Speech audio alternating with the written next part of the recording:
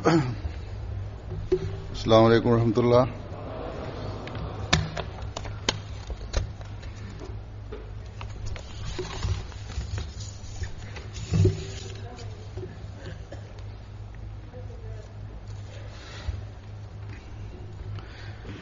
أشهد أن لا إله إلا الله وحده لا شريك له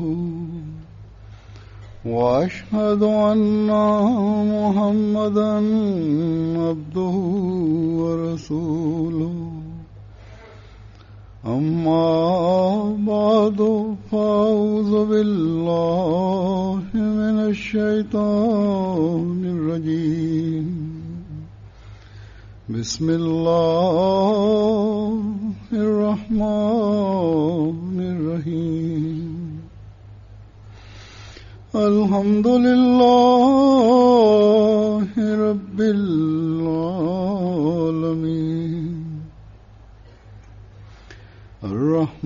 الرحمن الرحيم مالك يوم الدين إياك نعبد وإياك نستعين اهدنا الصراط المستقيم صراط الذين أنعمت عليهم غير المغضوب عليهم ولا الضالين।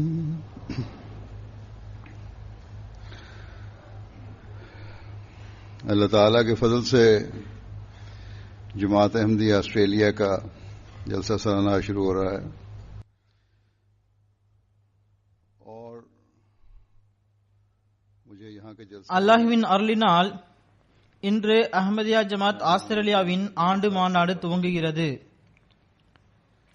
மேலும் எனக்கு இங்கு நடைபெறக்கூடிய மாநாட்டில் ஏறக்குறைய 7 வருடங்களுக்கு பிறகு கலந்து கொள்வதற்கான வாய்ப்பு கிடைத்திருக்கின்றது. இந்த ஜலசா சாலானாக்கள் நடத்துவதனை ஹஜ்ரத் மஸீஹ் மவ்ஊத் அலைஹிஸ்ஸலாத்து வஸ்ஸலாம் அவர்கள் இன்றிலிருந்து ஏறக்குறைய 123 வருடங்களுக்கு முன்பு துவக்கினார்கள். அல்லது முதல் ஜலசா சாலானா இன்றிலிருந்து 123 வருடங்களுக்கு முன்பு நடைபெற்றது எனலாம். இது இந்தியாவின் பஞ்சாப் மாநிலத்தில் ஒரு சிறிய கிராமம் காதியானில் நடைபெற்றது. அதில் 75 நபர்கள் மட்டுமே கலந்து கொண்டனர். இன்று இந்த ஜல்சாக்கள் உலகில் மிகப்பெரிய பகுதிகளில் கொண்டாடப்படுகின்றது. இதில் பெரிய நாடுகளும் அடங்கும், சிறிய நாடுகளும் அடங்கும், வசதி படைத்த நாடுகளும் அடங்கும், ஏழை நாடுகளும் அடங்கும். உலகில் உள்ள பெரிய கண்டங்கள் அனைத்திலும் இந்த ஜலசா நடைபெற்று வருகின்றது.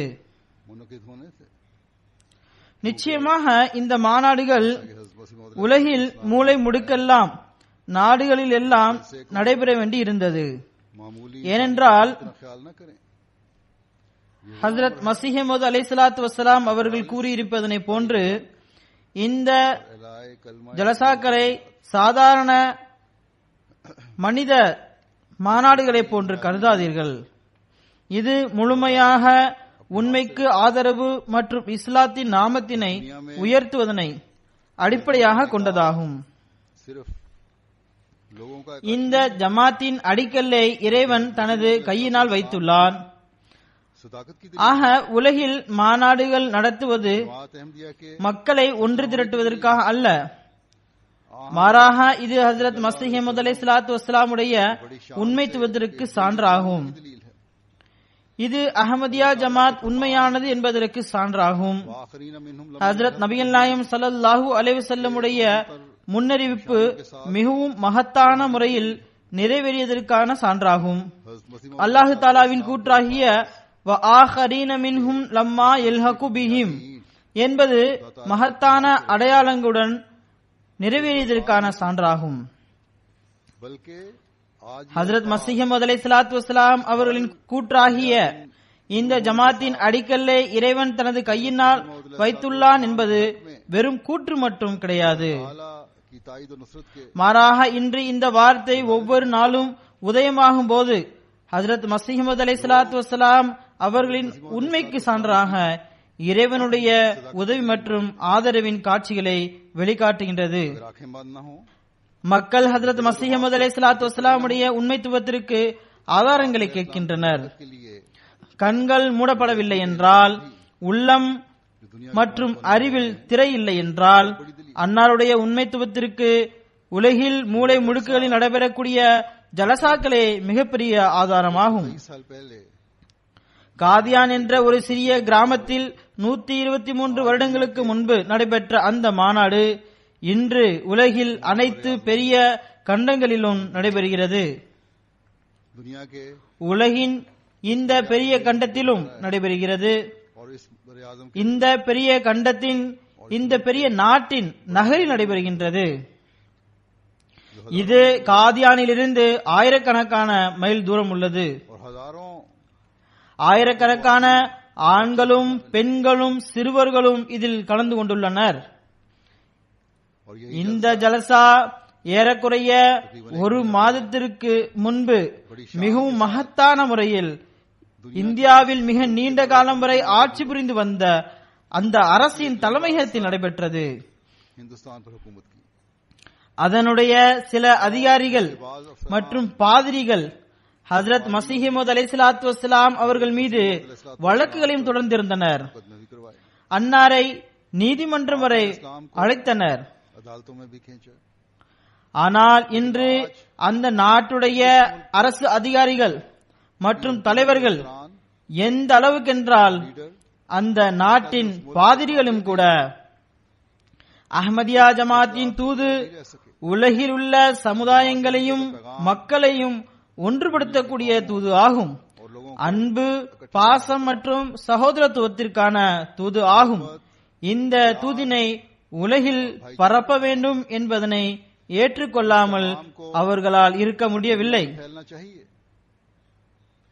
इसी तरह अमेरिका இதனை போன்று உலகின் மிகப்பெரிய சக்தியாக கருதப்படக்கூடிய அமெரிக்காவின் அரசும் அதனை சார்ந்தவர்களும் நமது ஜலசாக்களுக்கு வந்து அல்லது தனது தூது செய்தியின் மூலம், की पैगाम அதாவது இஸ்லாத்தின் உண்மையான தூது செய்தி எங்களுக்கு அஹ்மதியா ஜமாத் மூலமாகவே தெரிய வந்துள்ளது என கூறும் கட்டாயத்திற்கு ஆளாகியுள்ளனர். बस ये जलसे ஆக இந்த ஜலசாக்கள் அகமதிகளுக்கு அறிவு மற்றும் ஆன்மீக முன்னேற்றத்திற்கு காரணமாக அமைகின்ற அதே வேளையில் அவ்வாறு அமையும் வேண்டும், மற்றவர்களையும் இஸ்லாத்தின் சிறப்புகளை ஏற்றுக்கொள்ள செய்கின்றன. மேலும் ஹஜ்ரத் மஸீஹ் அலைஹிஸ்ஸலாத்து வஸ்ஸலாமுடைய வார்த்தைகளை இவை உண்மைப்படுத்துகின்றன. அதாவது இவற்றின் அடிப்படை இறைவனின் உதவியே ஆகும். இவற்றின் நோக்கம் இஸ்லாத்தின் நாமத்தினை உயர்த்துவதாகும். कलमा इस्लाम पर बुनियाद है। இந்த ஜலசாக்கள் இஸ்லாத்தின் பெயரை உயர்த்துவதனை அடிப்படையாக கொண்டதாகும்.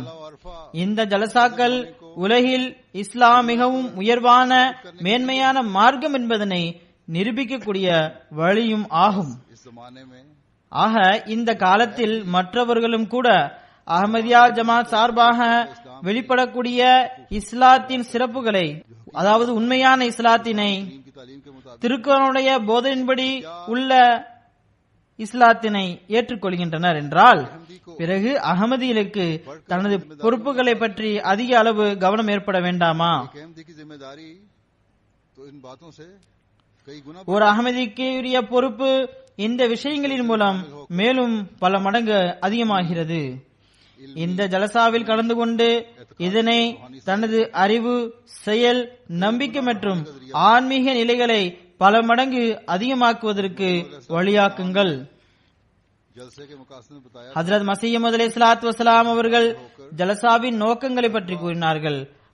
இதில் கலந்து கொண்டு नमूना बनो। இறையச்ச மற்றும் இறை வணக்கத்தின் ஒரு முன்மாதிரியாக ஆகுங்கள் என்று கூறியிருக்கின்றார்கள். இந்த ஜலசா உங்களுக்குள் இறை அச்சத்தினை ஏற்படுத்தக்கூடியதாக இருக்க வேண்டும்.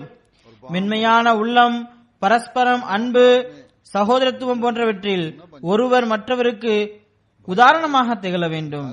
சகோதரத்துவத்தில் ஒரு முன் உதாரணத்தை நிலைநாட்டுங்கள். தன்னடக்கம், பணிவு ஆகியவற்றை மேற்கொள்ளுங்கள். மார்க்க தொண்டிற்காக தனக்குள் ஒரு உணர்வையும் ஆர்வத்தையும் ஏற்படுத்துங்கள். இந்த ஜலசா மூலம் அல்லாஹு தாலாவுடன் ஒரு உயிரோட்டம் உள்ள தொடர்பை ஏற்படுத்த முயலுங்கள். இந்த மாநாட்டு நாட்களில் நீங்கள் செய்த பையத் நிபந்தனைகளை ஆய்வு செய்யுங்கள். அதில் இறைவனுக்கு செய்ய வேண்டிய கடமைகளுடன் படைப்பினங்களுக்கு செய்ய வேண்டிய கடமைகளின் பக்கம் கவனம் செலுத்துவதும் அவசியமாகும்.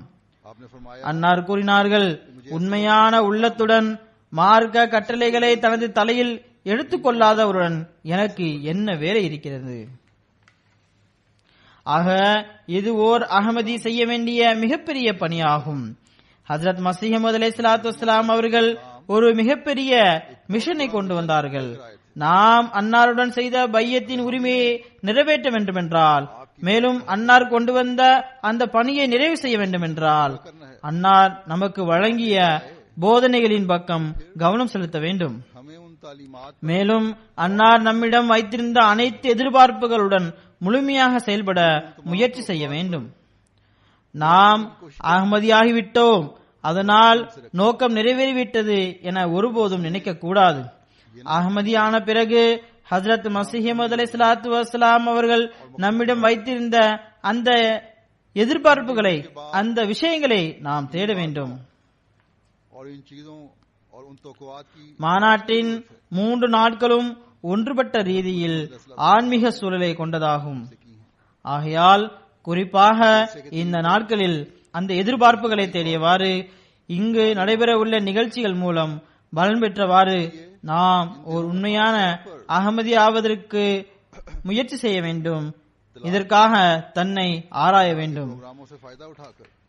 தற்பொழுது நான் உங்கள் முன்பு ஹஜ்ரத் மஸீஹ் மவ்ஊத் அலைஹிஸ்ஸலாத்து வஸ்ஸலாம் அவர்கள் நம்மிடம் எதிர்பார்த்த தரத்தின் பக்கம் வழிகாட்டக்கூடிய பட்டியலில் ஒரு சிலவற்றை எடுத்துக் கூறுவேன். அவர்கள் ஜலசாவின் நோக்கங்களில் ஒன்றாக இதனை கூறியிருந்தார்கள். அதாவது இதன் மூலம் வரக்கூடியவர்களுடைய உள்ளங்களில் தக்வா, அதாவது இறையச்சம் ஏற்பட வேண்டும். தக்வா என்பது என்ன? இதனை பற்றி அன்னார் கூறுகின்றார்கள், தக்வா சிறிய விஷயம் ஒன்றும் கிடையாது. இதன் மூலம் மனிதனின் உட்புறம் உள்ள ஒவ்வொரு ஆற்றல் மற்றும் சக்தியின் மீது வெற்றி பெற்றுள்ள அனைத்து ஷைத்தான்களுக்கு எதிராக சண்டையிட வேண்டியுள்ளது. மனிதனுக்குள் இந்த அனைத்து ஆற்றல்களும் நப்சே அம்மாரா என்ற நிலையில் ஷைத்தான் ஆகும். நப்சே அம்மாரா என்பது திரும்ப திரும்ப தீமையின் பக்கம் அழைத்து செல்லக்கூடிய நப்சின் நிலைக்கு கூறப்படும். அது அல்லாஹுவின் கட்டளைகளுக்கு கட்டுப்படுவதற்கு பதிலாக உலகில் ஷைத்தான் பரப்பியுள்ள வெக்கங்கெட்ட நிலையின் பக்கம் கவனத்தை ஏற்படுத்தும், தீமைகளை அழகுபடுத்தி காண்பிக்கும். ஹஜ்ரத் மஸீஹ் மவ்ஊத் அலைஹிஸ்ஸலாத்து வஸ்ஸலாம் அவர்கள் உங்களை வழியெடுக்கக்கூடிய இதுதான் மனிதனுடைய ஷைத்தான் என கூறுகின்றார்கள். மேலும் கூறுகின்றார்கள், மனிதனை வழியெடுக்கக்கூடிய இந்த மனித ஆற்றல்கள் சீர்திருந்தவில்லை என்றால் அது பிறகு மனிதனை அடிமையாக்கிவிடும். கூறுகின்றார்கள், அறிவும் ஆற்றலும் தவறாக பயன்படுத்தப்பட்டு ஷைத்தானாக ஆகிவிடுகின்றன. சில மனிதர்களுக்கு தனது அறிவின் மீது, ஆற்றல் மீது பெருமை இருக்கும். இந்த பெருமையே அவரை ஷைத்தானாக ஆக்கிவிடும், அல்லது இந்த அறிவும் ஆற்றலுமே ஷைத்தானாகிவிடும். இறையச்சமுடையோரின் பணி இந்த ஆற்றல்கள் மற்றும் இதுபோன்ற ஏனைய ஆற்றல்களையும் சீர்திருத்த வேண்டும். அதாவது இறைவன் புறமிருந்து கிடைத்த தனது இந்த ஆற்றல்களை சரி செய்ய வேண்டும், சந்தர்ப்பத்திற்கேற்ப நீதியுடன் பயன்படுத்த வேண்டும். அவ்வாறு நடந்தால் பிறகு அது தக்வா ஆகும். மேலும் அன்னார் கூறுகின்றார்கள், நமது ஜமாத்திற்கு குறிப்பாக தக்வாவுடைய தேவை இருக்கின்றது. மேலும் குறிப்பாக நபி என வாதம் புரிந்தவருடன் इस्लाम फरमाते हैं தொடர்பு கொண்டுள்ள காரணத்தினாலும் அவரது பையத்தில் இணைந்திருப்பதனாலும் தக்வா குறிப்பாக அவசியமாக இருக்கின்றது. இதன் மூலம் போராமை, தப்பெண்ணம், இணை வைத்தல் மற்றும் உலக விரும்பிகளாக இருந்தவர்கள் அந்த அனைத்து துன்பங்களிலிருந்து ரட்சிப்பு பெற வேண்டும். जो खा ஆக பையத் செய்த பிறகு தூய மாற்றம் ஏற்படவில்லை என்றால் பிறகு பையத் செய்த நோக்கம் நிறைவேறாது. उन तमाम आफात से निजात पावें. பிரிதோரிடத்தில் தக்வாவை பற்றி விளக்கியவாறு அறிவுரை வழங்கியவாறு அன்னார் கூறுகின்றார்கள். जिसके लिए बैत की गई है, फिर एक जगह तकवा की தக்வாவின் வழிகளை மேற்கொள்ள வேண்டும். ஏனென்றால் தக்வாவை மட்டும்தான் முழு ஷரியத்தின் சாராம்சம் என கூற முடியும். ஷரியத்தை சுருக்கமாக கூறுவதென்றால் ஷரியத்தின் மையப்புள்ளி தக்வாவாகத்தான் இருக்கும். खुलासा कह सकते हैं. தக்வாவிற்கு பல தரஜாக்களும் பல படித்தரங்களும் உள்ளன.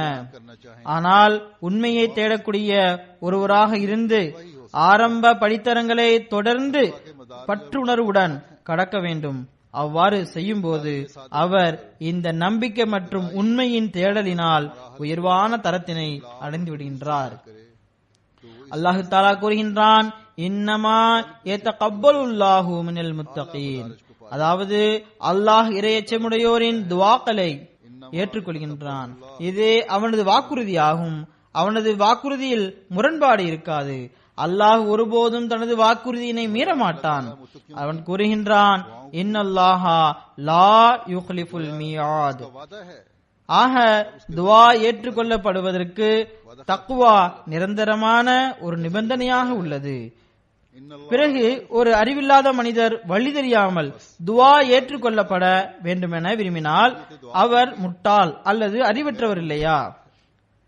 एक इंसान गाफिल ஆக நமது ஜமாத்தார்கள் முடிந்த அளவு ஒவ்வொருவரும் தக்வாவின் பாதையில் செல்வது கட்டாயமாகும். இதன் மூலம் துஆ ஏற்றுக்கொள்ளப்படுவதற்கான இன்பம் மற்றும் ஆனந்தத்தை பெற வேண்டும். அதிகப்படியான ஈமானில் பங்கு பெற வேண்டும்.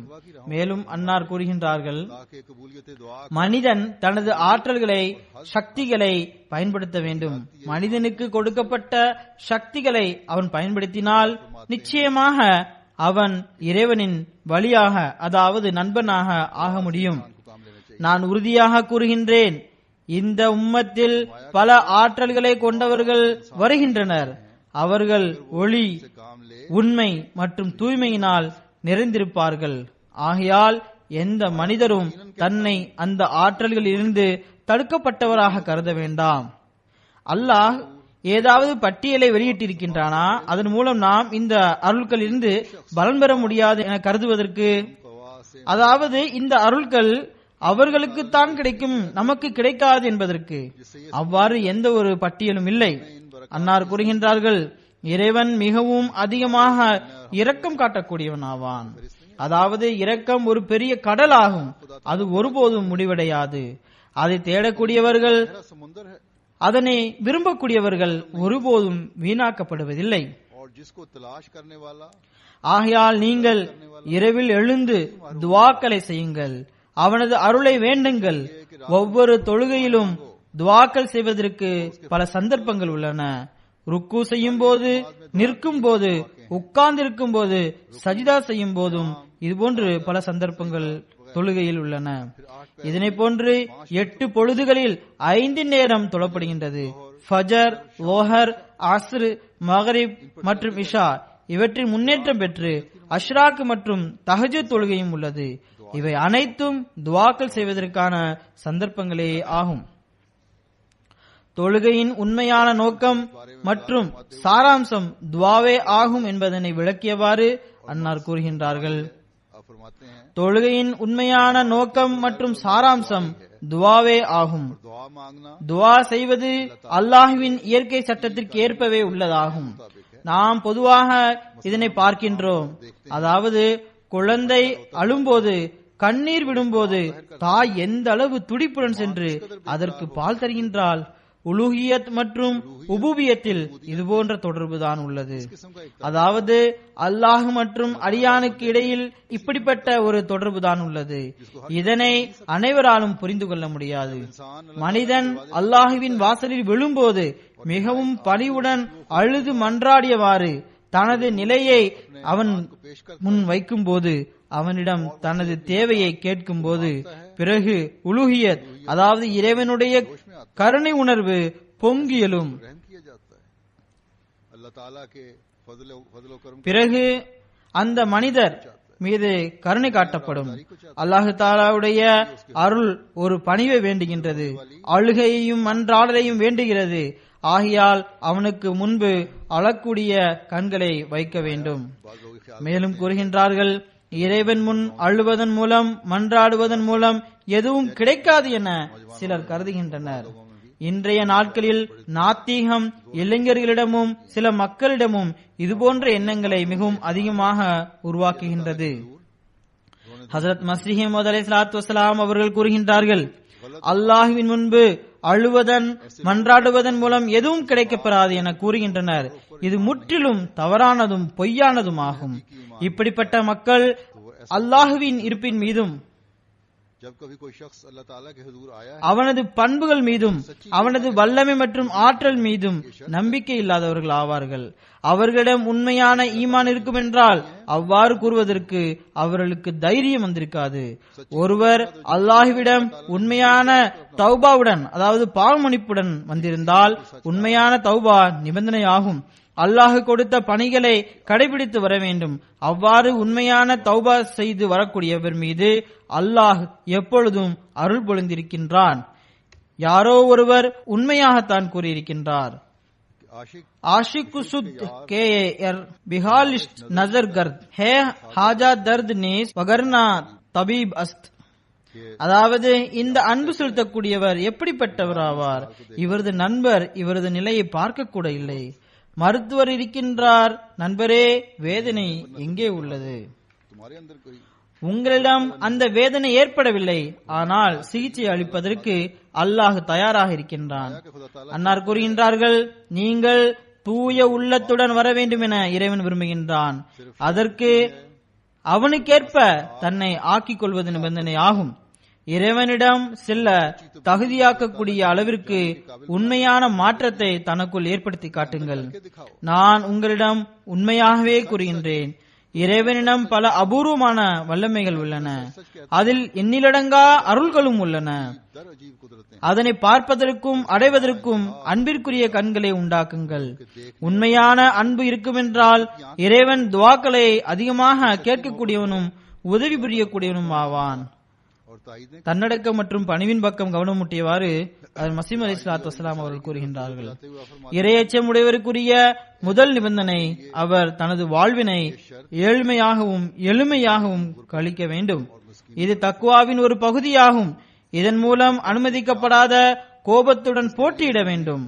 மிகப்பெரிய அறிஞர்களுக்கும் உண்மையாளர்களுக்கும் கடைசி மற்றும் கடுமையான நிலை கோபத்திலிருந்து தவிர்த்திருப்பதாகும். ஆணவமும் தற்பெருமையும் கோபத்தினால் வருகின்றது. இது போன்ற கோபமும் ஆணவத்தினால் உண்டாகிறது, ஆணவம் தற்பெருமையினால் உண்டாகின்றது. அன்னார் கூறுகின்றார்கள், மனிதன் தன்னை மற்றவர் மீது மேன்மைப்படுத்தும் போதுதான் கோபம் வருகின்றது. அப்போது மனிதன் தன்னை ஒரு பொருட்டாக கருத ஆரம்பித்து விடுகின்றான். எனது ஜமாத்தார்கள் பரஸ்பரம் ஒருவர் மற்றொருவரை சிறியவர் என்றோ பெரியவர் என்றோ கருதக்கூடாது. ஒருவர் மற்றவர் மீது தற்பெருமை கொள்ளக்கூடாது மற்றும் தரக்குறைவான பார்வையில் பார்க்கக்கூடாது. அதாவது தன்னை விட குறைவானவராக கருதக்கூடாது என நான் விரும்புகின்றேன். இறைவன் யார் பெரியவர் யார் சிறியவர் என்பதனை நன்கு அறிவான். இது ஒரு வகையான பிறரை அற்பமாக கருதுவதாகும். இதற்குள் ஏளனம் உள்ளது. இந்த ஏளனம் விதையை போன்று வளர்ந்து அவனது அழிவுக்கு காரணமாக அமைந்துவிடக் கூடாது என அச்சம் உள்ளது. இந்த ஏளனத்தை உள்ளத்தில் வைத்திருந்தால் விதை விதைக்கப்பட்ட பின் அது வளர்ந்து செடியாகி மரமாகி விடுவதனை போன்றே ஏளனமும் வளரும். பிறகு இறுதியில் அது மனிதனை அழித்துவிடும். மஸீஹ் அலைஹிஸ்ஸலாத்து வஸ்ஸலாம் அவர்கள் கூறுகின்றார்கள், சில மனிதர்கள் பெரியவர்களை சந்திக்கும் போது மிகவும் மரியாதையுடன் நடப்பார்கள், மிகவும் அழகிய ஒழுக்கத்தினை வெளிப்படுத்துவார்கள். ஆனால் பெரியவர் யார் என்றால் எளியவரின் விஷயங்களை எளிமையுடன் கேட்பவரே, அவருக்கு ஆறுதல் வழங்கக்கூடியவரே, அவரது வார்த்தைக்கு கண்ணியமளிக்கக்கூடியவரே, துக்கம் ஏற்படக்கூடிய எந்த விதமான கடின வார்த்தைகளையும் கூறாதவரே பெரியவராவார். அல்லாஹு தஆலா கூறுகின்றான், வலா தனாபஸு பில் அல்காபி பீஸல் இஸ்முல் ஃபுசூகு பஅதல் ஈமானி வமல்லம் யதுப் ஃபஉலாயிக ஹுமுல் ஸாலிமூன். அதாவது நீங்கள் ஒருவர் மற்றவரை பட்டப்பெயர் சூட்டி அழைக்காதீர்கள், இது தீயவர்களின் செயலாகும், இது மார்க்கத்தை விட்டு விலக்கி செல்லக்கூடியதாகும். எவர் ஒருவர் மற்றவரை கேலி செய்வாரோ அவர் அவ்வாறு ஆகாதவரை மரணிக்க மாட்டார். தனது சகோதரரை இழிவடைந்தவராக கருதாதீர்கள். ஒரே நீரூற்றிலிருந்து எல்லாரும் பருகும்போது யாருடைய அதிர்ஷ்டத்தில் அதிகமாக தண்ணீர் குடிப்பது உள்ளது என்று யார் அறிவார்? நாம் அனைவரும் அல்லாஹுவின் அடியார்கள் ஆவோம். அவனது அருள்தான் அனைவருக்கும் கிடைக்க வேண்டும். பிறகு அல்லாஹுவின் அருள் யார் மீது அதிகம் இருக்கும் என்பதனை யார் அறிவார்? உலக செல்வங்களை பெறுவதனால் யாரும் கண்ணியத்திற்குரியவராகவும் மேன்மைக்குரியவராகவும் ஆகிவிட முடியாது. இறைவனது பார்வையில் இறையச்சம் உடையவரே பெரியவர் ஆவார்.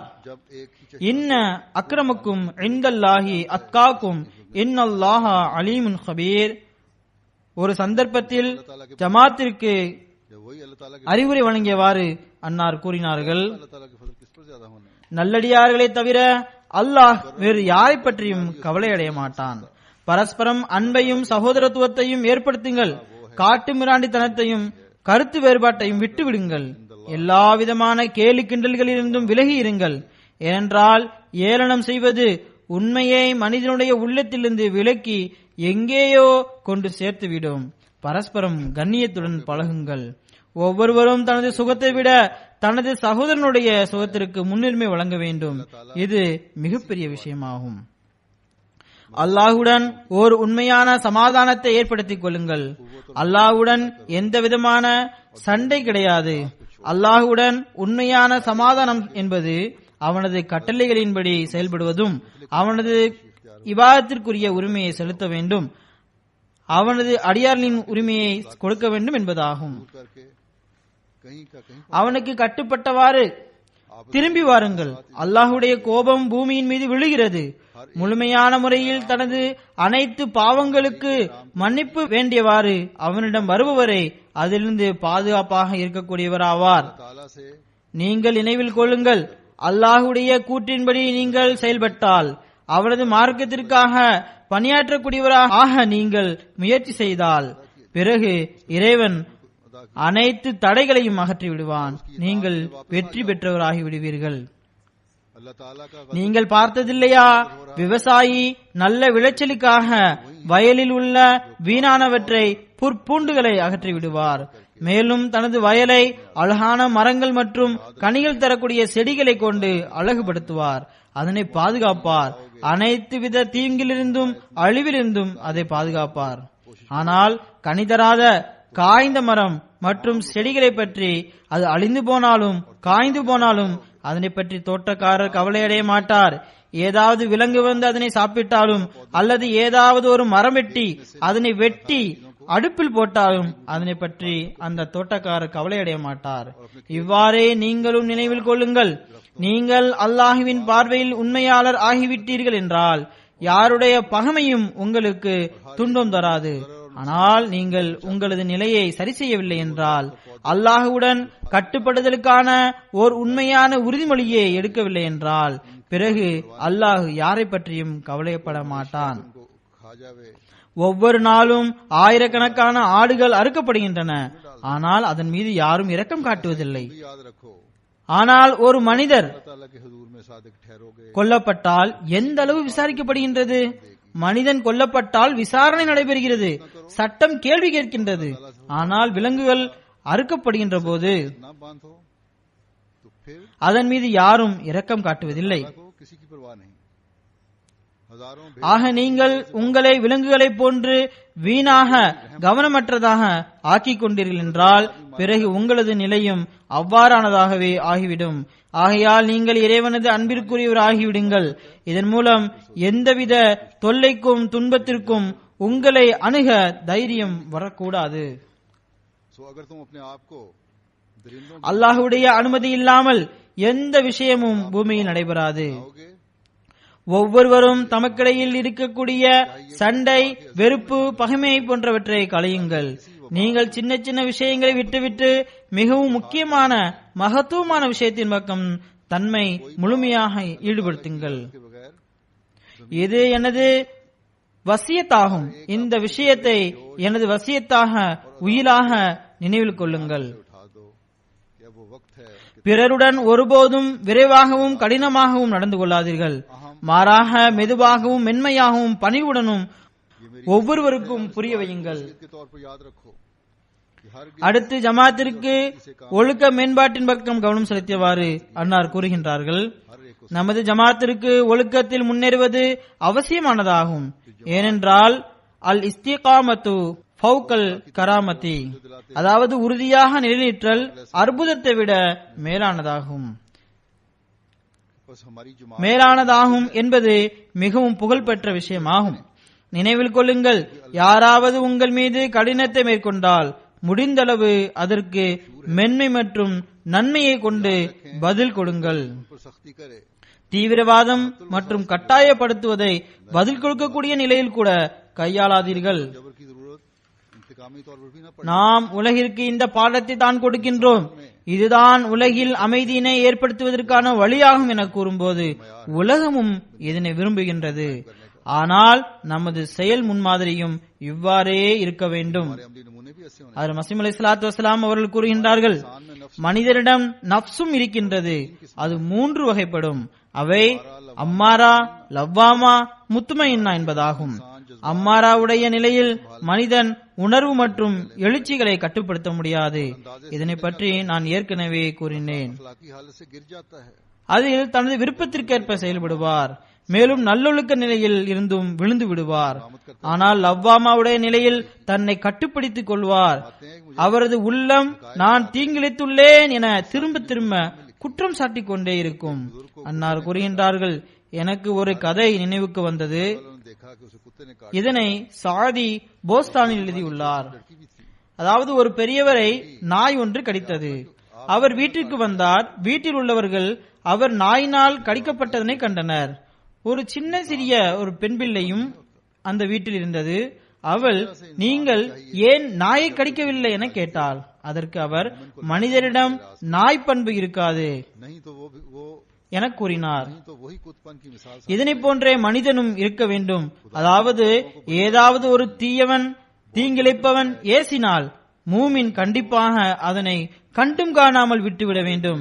இல்லை என்றால் அதே நாய் பண்பின் உதாரணமே खुद इंसान இங்கும் பொருந்திவிடும். இறை நெருக்கத்தினை பெற்றவர்கள் அதிகளவு ஏசி பேசப்பட்டுள்ளனர், மிகவும் கடுமையான முறையில் கஷ்டப்படுத்தப்பட்டுள்ளனர். ஆனால் ஆரிஸ் அனில் ஜாஹிலீன், அவர்கள் அறிவினரிடமிருந்து விலகியே இருப்பவர்கள் என்ற பட்டம் கிடைத்தது. நமது நபி ஸல்லல்லாஹு அலைஹி வஸல்லம் இன்சானை காமில், அதாவது முழுமை பெற்ற மனிதர், அவர்களுக்கும் மிக மோசமான துன்பங்களும் கஷ்டங்களும் இழைக்கப்பட்டன. அன்னாரை பற்றி மக்கள் இழிவான வார்த்தைகளை கூறியே வந்தனர். ஆனால் நல்லொழுக்கத்தின் முழு வடிவமாக திகழ்ந்த நபி ஸல்லல்லாஹு அலைஹி வஸல்லம் அவர்கள் அதற்கு எதிராக என்ன செய்தார்கள்? அந்த தீயவர்களுக்காக துஆ செய்தார்கள்.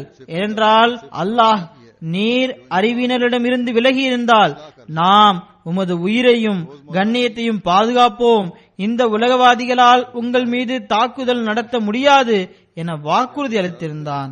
அவ்வாறே நடக்கவும் செய்தது. உசூருடைய எதிரிகளால் அன்னாருடைய கண்ணியத்திற்கு பங்கம் ஏற்படுத்த முடியவில்லை. எதிரிகள் தானே இழிவடைந்து அன்னாருடைய காலடியில் விழுந்தனர் அல்லது அன்னாரது கண்முன்னே அழிந்து போனார்கள். ஆக இது லவ்வாமாவுடைய பண்பு ஆகும். இதில் மனிதன் குழப்பத்திலும் தன்னை சீர்திருத்திக் கொள்வான். இது தினசரி விஷயமாகும். ஏதாவது அறிவினர் தீயவன் ஏசினால் அல்லது யாராவது வம்பு செய்தால் எந்த அளவு அவரிடமிருந்து விலகி இருப்பீர்களோ அதே அளவு கண்ணியத்தினை हकीकत में பாதுகாப்பீர்கள். மேலும் எந்த அளவு அவருடன் சண்டையிடுவீர்களோ போட்டியிடுவீர்களோ அதே அளவு அழிந்தும் போவீர்கள், இழிவும் அடைவீர்கள். यही नया जमीन और आसमान पैदा कर நப்சே முத்மயின்னாவுடைய நிலையில் மனிதனுடைய நிலை நன்மைகளாகவும் தியாகங்களாகவும் ஆகிவிடும். அல்லாஹ்வை தவிர மற்ற அனைத்தையும் விட்டு விடுவார்கள். அவர்கள் உலகில் திரிந்து உலக மக்களை சந்திப்பார்கள். ஆனால் உண்மையில் அவர்கள் இங்கு இருப்பதில்லை. அவர்கள் होंगे, இருக்கக்கூடிய உலகம் வேறொரு உலகமாக இருக்கும். भी कई रास्ते खोलने वाले होंगे. அங்குள்ள வானமும் பூமியும் வேறொன்றாக இருக்கும். இது போன்ற புதிய வானத்தையும் புதிய பூமியையும் ஏற்படுத்தத்தான் அதில் மசீமது அலைஹிஸ்ஸலாத்து வஸ்ஸலாம் அவர்கள் வருகை தந்தார்கள். நம்மில் ஒவ்வொருவரும் தனது நஃப்ஸை கட்டுப்படுத்தக்கூடியவராக இருக்க வேண்டும். நாம் நமது தொடர்பில் அன்பு மற்றும் நேசத்தில் எந்த அளவு முன்னேறக்கூடியவர்களாக இருப்போமோ அங்கு தப்லீகிற்கான பல வழிகள் திறக்கக்கூடும். पुराने வருத்தத்துடன் கூற வேண்டியுள்ளது, சில மக்கள் சின்ன சின்ன விஷயத்திற்கு கூட சண்டையிட ஆரம்பித்து விடுகின்றனர். மாநாடுகளிலும் இது போன்ற சம்பவங்கள் நடைபெறுகின்றன. இவை அனைத்தும் ஜலசாவுடைய புனிதத்துவத்தை பாழாக்கக்கூடியதாக இருக்கின்றது. எனக்கு இங்கிருந்து கூட சில புகார்கள் வந்துள்ளன. வெளியில் சென்ற போது, பார்க்கிங்க்கு சென்ற போது சண்டை ஏற்படுகின்றது. பழைய பகை இருந்தது, குடும்ப பகை அல்லது வியாபார பகை இருந்தது, அதன் மீது சண்டையிடுகின்றனர். இதன் மூலம் ஜலசாவுடைய நோக்கம் மற்றும் புனித தன்மையை பாழாக்கிவிட்டனர், புனித தன்மையை பாழாக்குகின்றனர். அல்லது வெளியே சென்றவுடன் நாம் எதற்காக வந்திருக்கின்றோம், என்ன செய்துவிட்டு செல்கின்றோம் என்பதனை மறந்து விடுகின்றனர். ஆக மற்றவர்கள் முன்னிலையில் மட்டும் பொறுமை மற்றும் சகிப்புத்தன்மையை மேற்கொள்ள வேண்டும் என்று போதனை வழங்கப்படவில்லை. அது மசீமது அலைஹிஸ்ஸலாத்து வஸ்ஸலாம் அவர்கள் மற்றவர்கள் முன்னிலையில் மட்டும் பொறுமை மற்றும் சகிப்புத்தன்மையை மேற்கொள்ளுங்கள் என்று கூறவில்லை. திருக்குரான் ருஹமாஉ பைனஹும், அதாவது पर अमल करने की कोशिश करते அன்பு மற்றும் கருணையை தமக்கிடையில் ஏற்படுத்துங்கள், முன்பை விட அதிகமாக ஏற்படுத்துங்கள், மற்றவர்களிடம் காட்டுவதனை விட அதிகமாக அன்பு காட்டுங்கள் என்று கூறுகின்றது. இதனை பற்றி மிகவும் அதிகமாக வலியுறுத்தப்பட்டுள்ளது. இந்த வகையில் நம்மில் ஒவ்வொருவரும் தம்மை ஆய்வு செய்து பார்த்து கொண்டிருக்க வேண்டும். பிறகு அன்னாரது ஜமாத்தில் இணைந்து அன்னாருடைய போதனையின்படி செயல்பட முயற்சிப்பவர்களுக்கு நற்செய்தி வழங்கியவாறு அன்னார் கூறுகின்றார்கள். यानी हज़रत ईसा अलैहिस्सलाम से हुआ था. அல்லாஹு தாலா திருக்குரானில் கூறுகின்றான், வஜ்ஜாயிலுல்லதீன தபவுக ஃபௌகல்லதீன கஃபரு இலா யௌமில் கியாமத்தி. नाम से आने वाले इब्न मरियम को भी இந்த ஆறுதலுக்குரிய வாக்குறுதி நாசிரத்தில் பிறந்த இப்னு மரியமிடம் வழங்கப்பட்டதாகும். நான் உங்களுக்கு நற்செய்தினை வழங்குகின்றேன். मेरे साथ ताल्लुक रखकर மசீஹ் இயேசுடைய பெயரால் வரக்கூடிய இப்னு மரியமுக்கும் அல்லாஹ் இதே வார்த்தையை கூறிதான் நற்செய்தினை வழங்கியிருக்கின்றான். ஆக நீங்கள் சிந்தியுங்கள், என்னுடன் தொடர்பு கொண்டு இந்த மிகப்பெரிய வாக்குறுதி மற்றும் மிகப்பெரிய நற்செய்தியுடன் இணைய விரும்புகின்றீர்கள் என்றால் அவர்கள் அம்மாராவுடைய நிலையில் இருக்கக்கூடிய மக்களாக இருக்க முடியுமா? தீமையில் நிலைத்திருக்கக்கூடிய மக்களாக இருக்க முடியுமா? முடியாது, ஒருபோதும் முடியாது. அல்லாஹு தாலாவுடைய இந்த வாக்குறுதிக்கு உண்மையான கண்ணியம் அளிக்கக்கூடிய மக்கள், என்னுடைய விஷயங்களை கதைகளை போன்று கருதாதவர்கள். நினைவில் கொள்ளுங்கள், உள்ளத்தால் கேளுங்கள். நான் மீண்டும் ஒருமுறை என்னுடன் தொடர்பு கொண்டவர்களை நோக்கி கூறுகின்றேன். அந்த தொடர்பு ஒரு சாதாரண தொடர்பு கிடையாது, மாறாக இது ஒரு உறுதியான தொடர்பு ஆகும். இது எப்படிப்பட்ட தொடர்பு என்றால், இதனுடைய தாக்கம் எனக்கு மட்டும் கிடைப்பதில்லை, மாறாக உலகில் உண்மை மற்றும் சத்தியத்தின் ஆன்மாவை கொண்டு வந்த அந்த தூய மாநபி வரை சென்றடைகின்றது. तो मुझे कुछ भी अंदेशा और फिक्र न था. இந்த விஷயங்களின் தாக்கம் எனக்கு மட்டும் கிடைப்பதாக இருந்தால் இதனை பற்றி बस नहीं होती. எந்த விதமான வருத்தமும் கவலையும் அடைந்திருக்க மாட்டேன். ஆனால் இது இங்கு வரை நின்றுவிடவில்லை, மாறாக இதனுடைய தாக்கம் நபி ஸல்லல்லாஹு அலைஹி வஸல்லம் வரை, மேலும் இறைவன் வரை சென்றடைகின்றது. ஆக இப்படிப்பட்ட நிலையில் மிகவும் கவனத்துடன் கேளுங்கள். நீங்கள் இந்த நற்செய்தியிலிருந்து பங்கு பெற விரும்பினால், அதற்குரியவராக ஆக விரும்பினால், कामयाबी के क़यामत तक இவ்வளவு பெரிய வெற்றி, அதாவது காபிர்கள் மீது மறுமை நாள் வரை வெற்றி பெற்றிருக்க வேண்டும் என்ற தாகம் உங்களுக்கு இருக்கும் என்றால் நான் இதனை மட்டும் கூறிக்கொள்கின்றேன். இந்த வெற்றி லவ்வாமாவுடைய நிலையிலிருந்து கடந்து முத்துமைன்னாவுடைய மினாரா வரை சென்றடையாதவரை கிடைக்கப்படாது. நான் இதனை விட அதிகமாக வேறு எதுவும் கூறப்போவதில்லை. நீங்கள் இறைவனிடமிருந்து வந்துள்ள நபருடன் தொடர்பை ஏற்படுத்தியுள்ளீர்கள். ஆகையால் அவர் கூறக்கூடிய விஷயங்களை உள்ளத்தின் காதுகளால் கேளுங்கள். அதன்படி செயல்படுவதற்கு எப்போதும் தயாராக இருங்கள். ஏற்றுக்கொண்ட பிறகு நிராகரித்த மக்களுடன் சேர்ந்து நிரந்தரமான தண்டனையை பெற்றவர்களை போன்று நீங்கள் ஆகிவிடாதீர்கள். மேலும் அன்னார் கூறுகின்றார்கள், அல்லாஹ்வுடன் சீர்திருத்தம் வேண்டுவது மற்றும் தனது ஆற்றல்களை செலவழிப்பதுதான் ஈமானின் பாதைகள் ஆகும். ஹதீஸ் ஷரீஃபில் வருகின்றது, எவர் உறுதியுடன் துவாவுக்காக தனது கைகளை உயர்த்துவாரோ அல்லாஹ் அப்படிப்பட்டவருடைய துவாவை மறுக்க மாட்டான். ஆக இறைவனிடம் வேண்டுங்கள், உறுதியுடன் உண்மையான உள்ளத்துடன் வேண்டுங்கள். என்னுடைய அறிவுரை மீண்டும் இதுவே ஆகும். அதாவது நல்லொழுக்கத்தினை வெளிப்படுத்துவதே தனது கராமாத்தை, அதாவது அற்புதங்களை வெளிப்படுத்துவதாகும். நான் அற்புதங்களை வெளிப்படுத்தக்கூடியவனாக ஆக விரும்பவில்லை என ஒருவர் கூறினால் நினைவில் கொள்ளுங்கள், ஷைத்தான் அவரை ஏமாற்றுகின்றான். கராமத் என்றால் ஆணவம் மற்றும் தற்பெருமை என்ற பொருள் கிடையாது.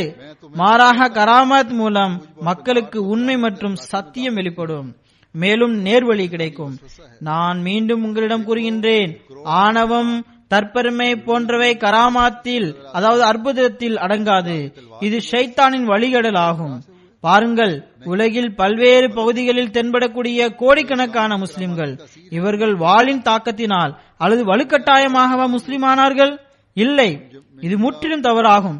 இஸ்லாத்தின் கராமத்துகள், அற்புதங்கள் தான் இவர்களை இஸ்லாத்தின் பால் இழுத்து வந்தன. கராமத்தில் பல வகைகள், பல பிரிவுகள் உள்ளன. அதில் ஒன்று நல்லொழுக்க கராமத்தாகும். இது ஒவ்வொரு மைதானத்திலும் வெற்றி பெறக்கூடியதாகும். நல்லொழுக்கத்தினை வெளிப்படுத்துங்கள், பிறகு அதுவே கராமத்தாக, அதாவது அற்புதமாக ஆகிவிடும். முஸ்லிமானவர்கள் உண்மையாளர்களின் கராமத்துகளை, அற்புதங்களை மட்டுமே பார்த்து வந்தனர். அதனது தாக்கம்தான் அவர்கள் மீது ஏற்பட்டது. அவர்கள் இஸ்லாத்தினை கண்ணியத்துடன் பார்த்தார்கள், அவர்கள் வாளினை பார்க்கவில்லை. மிகப்பெரிய அறிஞர்களுக்கு அந்த விஷயத்தினை ஒப்புக்கொள்ள வேண்டியது வந்தது. அதாவது இஸ்லாத்தின் உண்மைத்துவத்தின் ஆன்மா எவ்வளவு உறுதியானது என்றால் அது ஏனைய சமுதாயங்களை இஸ்லாத்தின் பால் வருவதற்கு கட்டாயப்படுத்தியது. ஆக போதனைகளுக்கேற்ப உங்களுடைய அமல்கள் இருந்தால், நமது ஒவ்வொரு சொல்லும் செயலும் திருக்குர்ஆனுடைய போதனைகளுக்கேற்ப இருந்தால், மேலும் ஹஜ்ரத் மஸீஹ் அலைஹிஸ்ஸலாத்து வஸ்ஸலாம் அவர்கள் நம்மிடம் எதிர்பார்த்ததை போன்று இருந்தால், பிறகு இது தப்லீகிற்கான மிகப்பெரிய வழியாக அமைந்துவிடும். பாகிஸ்தானியர்களில் அல்லது ஃபிஜியை சேர்ந்தவர்களில் எண்ணிக்கை அதிகமாவதனால் மட்டும் அகமதியத் பரவி விடாது. மாறாக உள்ளூர் மக்களிடம் தப்லீக் செய்வதற்கு மக்களது கவனத்தை ஈர்க்கக்கூடிய வகையில் நமது அமல்களை அமைத்துக் கொள்ள வேண்டும். இதுவும் ஜலசாவின் மாபெரும் நோக்கமாகும். ஆக இறையச்சத்தில் முன்னேறுவது, உயர் நல்லொழுக்கத்தினை வெளிப்படுத்துவது, அல்லாஹுடன் தொடர்பு கொள்வது, துவாக்கள் மற்றும் தொழுகின் பக்கம் கவனம் போன்றவைகள் தான் ஜமாத் உறுப்பினர்களுக்கு தனிப்பட்ட முறையிலும் பலம் தரக்கூடியதாக இருக்கும். ஜமாத் என்ற ரீதியிலும் ஜமாத்திற்கும் பலம் தரக்கூடியதாக இருக்கும். ஜமாத்தின் முன்னேற்றத்தில் இந்த தரத்தை அடைய முயற்சி செய்யக்கூடிய ஒவ்வொருவரையும் இது இணைக்கும். ஜலசாவுடைய இந்த சூழலில், இந்த நாட்களில் தன்னை ஆய்வு செய்யுங்கள். ஒவ்வொரு அகமதியும் தன்னை ஆராய வேண்டும். அதாவது நாம் எந்தளவு மஸீஹ் அலைஹிஸ்ஸலாத்து வஸ்ஸலாம் அவர்கள் வழங்கிய அறிவுரை மற்றும் எதிர்பார்ப்புகளின்படி செயல்பட முயற்சி செய்கின்றோம் என்பதனை பார்க்க வேண்டும். ஒவ்வொரு அகமதியும் முயற்சி செய்ய வேண்டும். நாம் இந்த விஷயங்களின்படி செயல்பட்டு ஹஜ்ரத் மஸீஹ் அலைஹிஸ்ஸலாத்து வஸ்ஸலாம் அவர்கள் தனது ஜமாத்திற்காக செய்த துவாக்களுக்கும் வாரிசாக வேண்டும். இந்த நாட்களில் அதிகமாக துவாக்கள் செய்யுங்கள். அல்லாஹ்வின் கருணைக்கு நன்றி செலுத்துங்கள். அவன் நமக்கு ஜலசாவில் கலந்து கொள்வதற்கான வாய்ப்பினை வழங்கி நமது சீர்திருத்தத்திற்காக மீண்டும் ஒரு சந்தர்ப்பத்தினை ஏற்படுத்தியுள்ளான். நாம் அல்லாஹ்வின் அருளிலிருந்து பலன் பெறாத மக்களை போன்று ஆகிவிடக் கூடாது என்பதற்காக துவா செய்யுங்கள். மேலும் அல்லாஹ்வின் அருளை பெறக்கூடிய மக்களில் நாமும் இணைய வேண்டும் என துவா செய்யுங்கள். அல்லாஹ் நம் அனைவருக்கும் வாய்ப்பளிப்பானாக. நாம் இந்த நாட்களிலிருந்து முழுமையாக பலன் பெறக்கூடியவர்களாக ஆக வேண்டும். மேலும் ஹஜ்ரத் மஸீஹ் அலைஹிஸ்ஸலாத்து வஸ்ஸலாம் உடைய துவாக்களுக்கு வாரிசாக வேண்டும். தொழுகைகளுக்கு பிறகு நான் ஒரு ஜனாசா காயிப் தொழுகையை தொழ வைப்பேன். இது கண்ணியத்திற்குரிய சாஹிப்சாதி அமத்துர் ரஷீத் பேகம் சாஹிபாவுடைய ஜனாசாவாகும். இவர்கள் ஹஜ்ரத் முஸ்லிம் ரலியல்லாஹு தஆலா அன்ஹு மற்றும் சையீதா அமத்துல் ஹை பேகம் சாஹிபாவுடைய மகள் ஆவார்கள். கண்ணியத்திற்குரிய மர்ஹூம் மியா அப்துல் ரஹீம் அஹமது சாஹிபுடைய மனைவி ஆவார்கள்.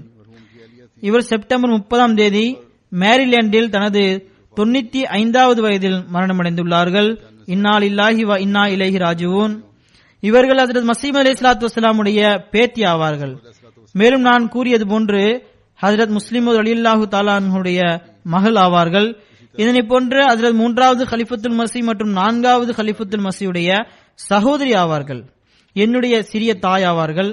ஆக முதல் கலிஃபத்துல் மஸீஹ் முதல் தற்பொழுது வரை இவர்களுக்கு கலிஃபாக்களுடன் தொடர்பு இருந்தது.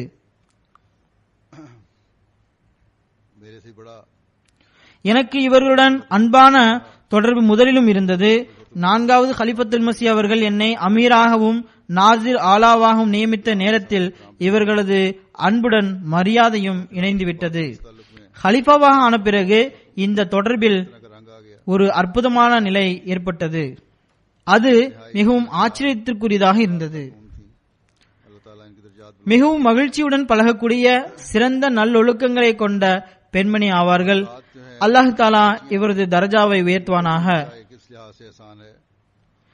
அகமதி சிறு பெண் பிள்ளைகளான நாசிராத்துகள் மீது ஒரு வகையில் இவர்களது கருணையும் உள்ளது.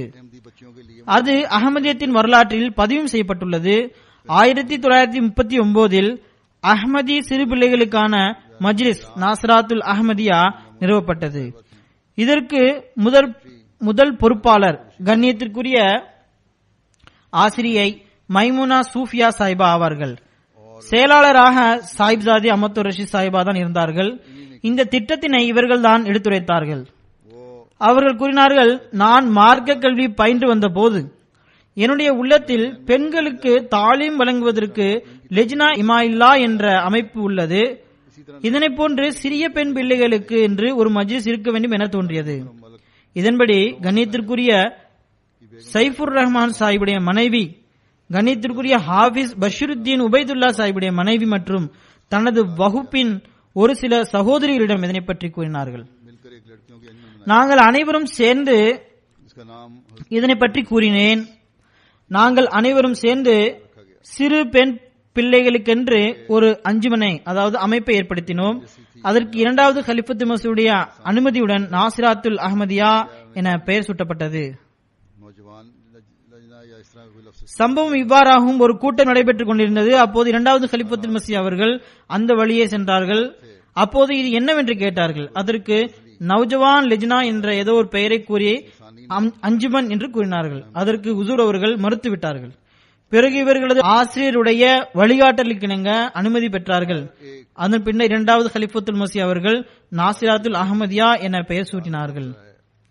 இவர்களை பற்றி ஒவ்வொருவரும் இதனைத்தான் கூறுகின்றார்கள். அதாவது மிகவும் எளிமையான ஏழைகளை பராமரிக்கக்கூடிய பெண் ஆவார்கள். இவர்களிடம் விருந்தோம்பல் பண்பு மிகவும் அதிகமாக காணப்பட்டது. குறிப்பாக ஜலசா நாட்களில் தனது முழு வீட்டையும் விருந்தினர்களுக்காக கொடுத்துவிட்டு ஒரு ஸ்டோரில் குடும்பத்தினர் அனைவரும் தங்கி வந்தனர். சில சமயங்களில் நானும் பார்த்திருக்கின்றேன், ஸ்டோரில் கூட கிடையாது, மாறாக விருந்தினருடைய பொறுப்பில் வீட்டை கொடுத்துவிட்டு வெளியில் ஒரு கூடாரம் அமைத்து அதில் குடும்பத்தினருடன் தங்கி வந்தனர்.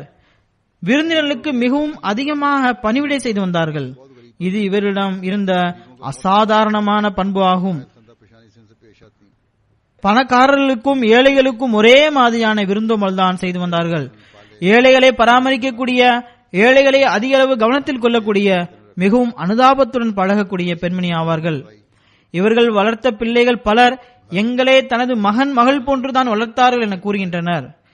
அவர்களுக்கு நல்ல பள்ளிக்கூடத்தில் கல்வி பயிற்றுவித்தார்கள், வீட்டில் நல்ல முறையில் வைத்திருந்தார்கள், நல்ல ஆடைகளை அணிவித்தார்கள். மேலும் அவர்களது உணவினை கவனித்துக் கொள்வார்கள்.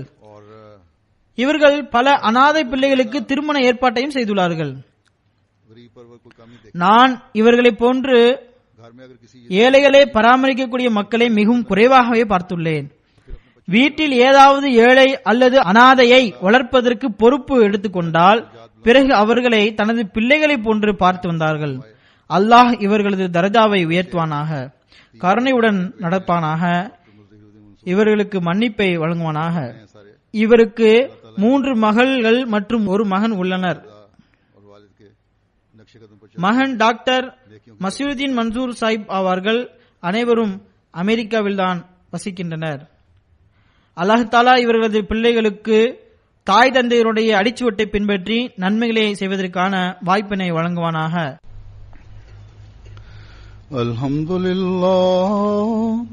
அல்ஹம்துலில்லாஹ் நஹ்மதுஹு வ நஸ்தஈனுஹு வ நஸ்தக்ஃபிருஹு வ நு'மினு பிஹி வ நதவக்கலு அலைஹி வ நஊது பில்லாஹி மின் ஷுரூரி அன்ஃபுஸினா வ மின் ஸய்யிஆத்தி அஅமாலினா.